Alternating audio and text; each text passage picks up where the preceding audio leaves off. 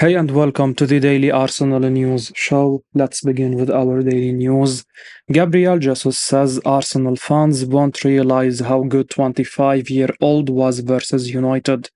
Gabriel Jesus has been full of praise for Arsenal teammate Gabriel Magalhaes following the side's 3-1 win over Manchester United. Jesus was speaking to Correspondents Premier League, who shared the update via X. Jesus commented that Gabriel's movement was exceptional throughout the game, something people might not notice. He also said Gabriel was a great defender overall and will win the side games. Jesus said, Magalhaes' movement was incredible. I don't think people noticed that. He was very smart. He is a great defender, and the small details win you games. Jesus is of course praising Gabriel following a surprising stunt on the substitute bench for the 25-year-old. Mikel Arteta's decision to leave Gabriel out in recent games has raised a lot of eyebrows. However, with Gabriel reinstated, Arsenal's back four did look like a solid unit once again, much akin to last season, and it would seem that Jesus would like his compatriot to be included in all Arsenal 11s. Of course, Jesus also had a brilliant cameo for the Gunners yesterday. Jesus showed excellent composure to bag Arsenal's third goal and showed very little rust when returning from injury. Another Arsenal Gabriel Martinelli, went on to call Jesus one of the best strikers in the world following his performance. It certainly seems that things are feeling rosy at the Emirates heading in the international break, and that is a great example of how thin the margins are in football. Arsenal were centimeters away from Alejandro Garnacho's goal not being ruled offside before they went on to score two goals themselves. Pundit raves about £32 million Arsenal player who made the team immediately better. Arsenal defender Oleksandr Zinchenko made the perfect first start of the season against Manchester United yesterday. Speaking on the two Robbies Podcast, Robbie Mustoe was raving about the Ukrainian international as they entered extra time at the Emirates yesterday. The game was very much in the balance between Arsenal and Manchester United. Mikel Arteta's side had been the better side for much of the game, but couldn't put their chances away. Up steps Declan Rice to score his first goal for the club after his £105 million move, which sent the Emirates wild. In the 100th minute, Gabriel Jesus made sure of all the 3 points with a fantastic counter-attacking goal. Arsenal looked more solid in defense against Man United, and that's partly down to Zinchenko. He was the fourth different player to start at left back for the club this season, but the position should be his after the international break. Speaking about Arsenal's win yesterday, Mustoe said, going back to the back four, the foundation of last season, it's night and day. It just looked better, felt better. Ben White going up the wing, overlapping, again supporting Bukayo Saka on that side. Zinchenko, I think, is a really brilliant footballer. Comes into midfield, is the extra man. He nets everything together. So that looked immediately better. The £32 million defender was a surprise omission against Fulham last week and, despite being fit enough for the game, Zinchenko's positioning in midfield for Arsenal gave Man United so many problems yesterday. It created an overload that Casemiro couldn't cope with as United's only defensively minded midfielder. Arteta has tinkered with his tactics slightly this season, and although they have only dropped 2 points, they have not looked as strong as last year. Zinchenko's return appeared to immediately fix that, and it would be a real surprise to see him not regularly starting going forward. Arsenal will be hoping his fitness record improves, having missed most of pre-season. With Thomas Partey and Julian Timber now injured, Zinchenko is suddenly the only fullback who can invert into midfield effectively. Gabriel Martinelli claims £45 million Arsenal teammate is one of the best in the world. Gabriel Martinelli has heralded his Arsenal teammate and namesake Gabriel Jesus as one of the best strikers in the world. that following his substitute appearance and goal against Manchester United yesterday, speaking to Correspondents Premier League who shared the comments via X, Martinelli said he was so happy Jesus was back. He commented that he said multiple times that Jesus is one of the best in the world in his position. He said, "We are all very happy that Jesus is back. I have said multiple times that for me he is one of the best in the world in his position. We have Edin Ketia, Kai also can play there." High praise indeed from one Brazilian international to another. Gabriel Jesus will no doubt get a lot of the plaudits for his brilliant piece of composure to score the final goal. However, Gabriel Martinelli was also very key to unlocking Manchester United's tough defense. The Brazilian arguably had his best game for Arsenal so far this season, and fans will be very happy that their stars are now starting to find their form. Of course, having Gabriel Jesus back fit will be a huge positive for Arsenal. Fans may have feared that he would be missing more of the season that has transpired. There were initially fears that the £45 million striker could once again be out for a significant period with his knee injury. However, Mikel Arteta will surely now be hoping that Jesus is raring to go after the international break. Arsenal face Everton at Goodison Park when they return, a fixture that precludes the return to the Champions League, and with Arsenal back on Europe's main stage, Jesus will have the chance to prove Martinelli's comments correct. Pundit thinks Arsenal players may soon start to get tired of 24-year-old teammate. Craig Burley suggested that Kai Havertz almost appeared to be hiding for Arsenal in their win over Manchester United and thinks that some of his teammates may start to ask questions if Mikel Arteta persists with him. Burley was speaking to ESPN as the form of the German international remains a real concern for the Gunners despite their dramatic victory over Erik ten Hag's side on Sunday.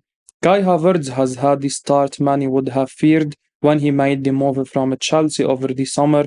It always seemed imperative that he hit the ground running, given the money that Arsenal decided to spend on him. Unfortunately, Havertz has definitely not made a fast start, and Sunday proved to be another tough afternoon for the attacking midfielder. He fluffed his lines from 8 yards out when Arsenal fans must have expected a goal to be scored. Somehow, Havertz made barely any contact with the ball, and the Gunners were ultimately fortunate to end up with a corner. It did seem that the turning point may come in the second half. Havertz went down inside the penalty area after a challenge from Aaron Wan-Bissaka. It was initially no surprise when Anthony Taylor pointed to the penalty spot. However, replays showed that the contact was minimal, and the decision was overturned after a VAR review. Havertz also gave the ball away for Manchester United's goal, and with that, Burley suggested that Arteta is risking upsetting the Arsenal players by sticking with Havertz, as he was asked whether he is a bad player or simply in bad form. He said, "I think he is looking like a bad player right now because it's been for so long, and I think he's putting himself in positions on the pitch where I think it was Shaka who said to me before we came on, you could suggest he is hiding a little bit, and that's just not a good scenario to be in. Look, you have got to ask yourself a question. Are City going to come back to the pack? That's highly unlikely. Now, the gap's only 2 points. I know it's very early in the season. When you are chasing that kind of quality, can you afford to continue to say, we have got a passenger?